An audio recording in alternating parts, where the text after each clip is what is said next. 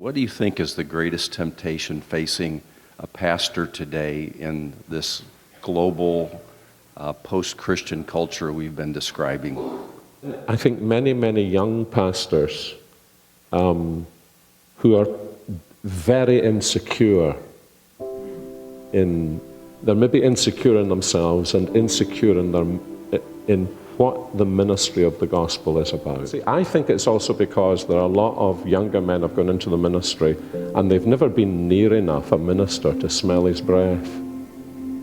And so they may have the seminary education, but they don't have the Velcro strips. And I've noticed, can I use Tim as an example? I've noticed when I hear them preach, they're quoting the books that Tim is quoting. And, you know, I'm not wired to do this, but I kind of want to go up to them afterwards and say, you know, you need to read the books that Tim read in order to be the Tim who quotes these books. And so I think there's a tremendous tendency around to pluck the fruit without actually having built the root. I would say that the secret is, the main temptation is to underestimate the importance of prayer. And I don't just mean time in prayer. I mean prayer and mortification. John Newton, Edwards, all the old writers used to talk about the difference between grace and gifts and not mistaking gifts for grace. We don't talk about that today anymore.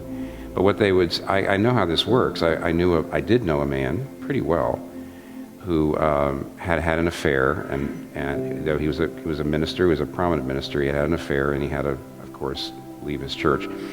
What he told me was that he would be having the affair, feeling very guilty, and sort of losing a sense of confidence. And then what would happen virtually every Saturday is he'd get down on his knees and he'd say, I'm going to call her on Monday, and I'm going to call it off. And that would give him just enough confidence, and he would usually preach extraordinarily well, and then he would look at that and say, see, God's with me. And that is what the old timers used to call the mistaking gifts for grace, the operation of your gifts.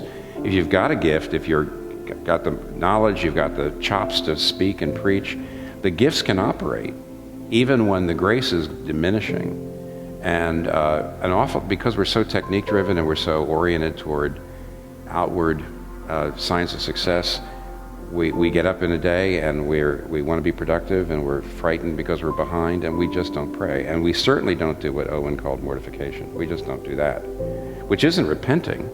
It's getting to know your own heart and weakening your heart, those parts of the heart that produce the sins. It's weakening your sin at the root. That world that younger people particularly just don't know. They don't go there. And in that sense, they're really not becoming